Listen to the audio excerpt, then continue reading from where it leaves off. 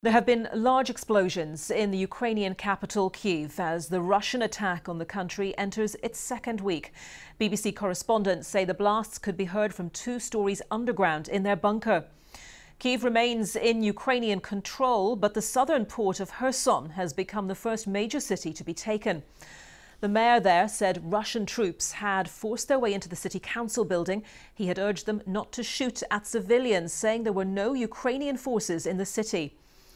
Meanwhile, there have been large explosions overnight in the capital, Kyiv, heavy shelling in the country's second city, Kharkiv, and hundreds of people are feared dead in the port city of Mariupol following hours of sustained shelling.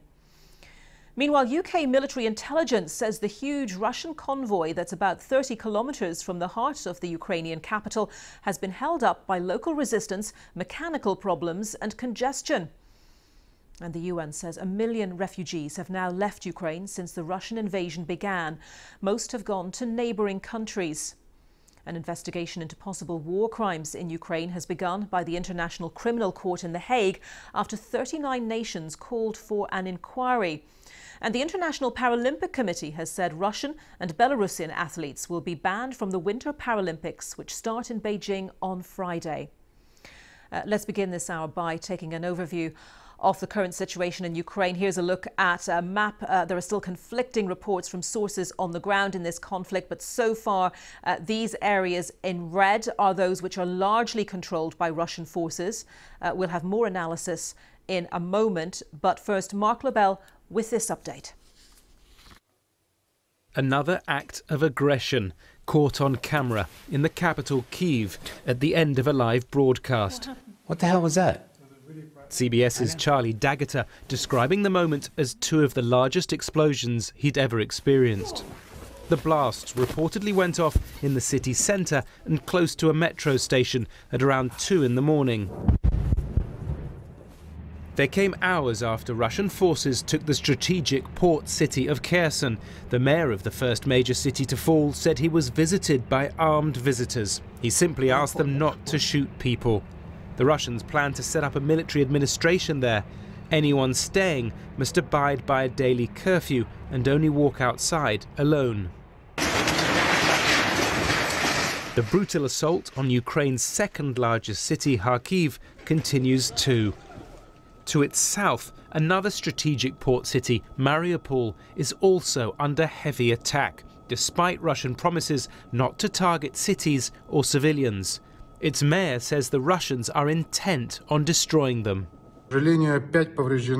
Unfortunately, critical infrastructure has been damaged again. We are without light again. We are without water again.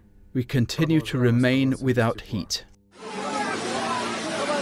Northeast of the capital, the Russian military pays a visit to the mayor of Konotop, one holding a grenade aloft in a tense encounter with residents.